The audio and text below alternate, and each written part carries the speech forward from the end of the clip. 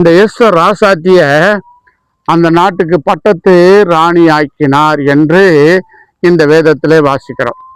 இந்த எஸ்தர் ராசாத்தி புஸ்தகத்தை நீங்க வாசிச்சீங்கன்னா அந்த எஸ்தர் ராசாத்தி பேரு ஒரு தாய் தகப்பு இல்லாத பொண்ணு, ஒரு கிறிஸ்துவ பொண்ணு, ஒரு சித்தப்பா மகளாக ஏற்று வளர்க்கிறார் என்று அந்த வேதத்துல வருது.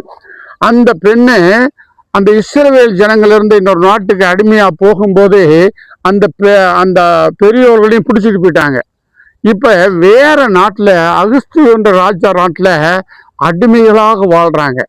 இப்ப அடிமைகளாக வாழும்போது அந்த நாட்டில் இருக்கிற ராஜா என்ன செய்யறாரு, அவருடைய வெற்றி விழா, அவருடைய காரியத்தெல்லாம் உலகம் பறைசாற்றும்படியாய் பெரிய விழாவை கொண்டாந்து 18-20 நாள் அவங்களுக்கு எல்லா விருந்து வைக்கிறார். கடைசி நாள் தன்னுடைய மனைவிய, என் மனைவியை அழகுள்ளவள் தான், சாதாரணவள் என்று காட்ட சொன்னா வந்து ராஜசபைக்கு வர சொன்னா வெக்கப்பட்டுக்கிட்டு அந்த அம்மா வரவே இல்லை. எவ்வளவோ சொல்லி பார்க்குறாங்க, வரவே இல்லை. 4 பேர்த்துக்கு மத்தியில் நான் வர முடியாது அப்படின்ட்டு அந்த அம்மா மறுதளிச்ச ராஜா வார்த்தையை, புருஷன் வார்த்தையை கூடைய தட்டிடுது.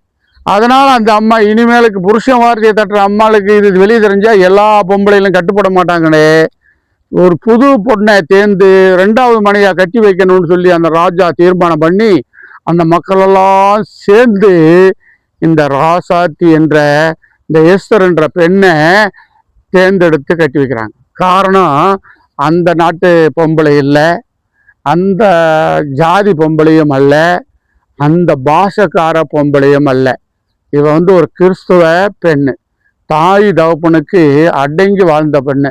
தாய் தகப்பன் சின்ன வயசுல செத்து போனாலும் சித்தப்பா தகப்பனாக ஏற்றுக்கொண்டு சித்தப்பா என்ன சொன்னாலும் என்ன செஞ்சாலும் பொண்ணு கேட்டுக்கின்றார்.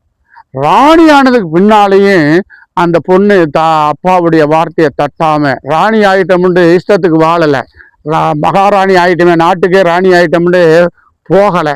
வசதி வாய்ப்புகள் வந்தாலும் சித்தப்பா சொன்னதவே கேட்டு அதன் பிரகாரம் ராஜா அரண்மனையில வாழ்ந்தான்னு பார்க்கிறோம். ஆகவே அந்த பெண்ணுக்குத்தான் ஆண்டவர் முன் குறித்தார். ஹல்லேலூயா, ஹல்லேலூயா. 1000 பெண்கள் இருந்தாங்க, எத்தனையோ வயசு பெண்கள் இருந்தாங்க, எத்தனையோ அழகுள்ள பெண்களா இருந்தாங்க.